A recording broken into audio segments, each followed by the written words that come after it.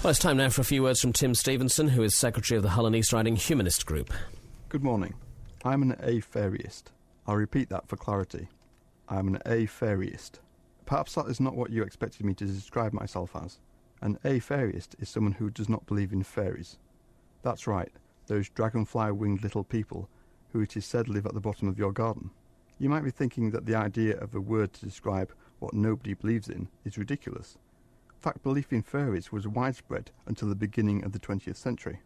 Fairies were believed to belong to a class of supernatural creatures, which also included pixies, gnomes, elves, goblins, brownies, sprites and leprechauns. Fairies were blamed for stealing small objects, such as pins, when they went missing, and all manner of mischief were ascribed to them. It was not only simple-minded people who believed in fairies. For example, Sir Arthur Conan Doyle, the writer of Sherlock Holmes, was a believer in fairies.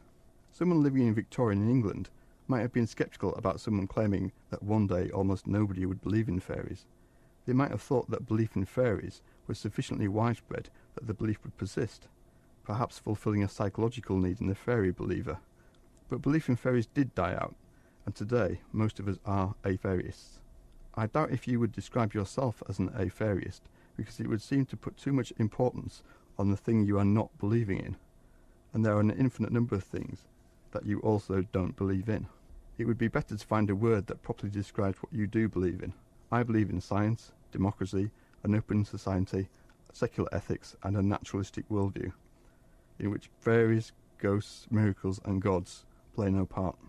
I choose to describe myself as a humanist. What word would you choose to describe what you believe in? Tim Stevenson there, Secretary of the Hull and East Riding Humanist Group.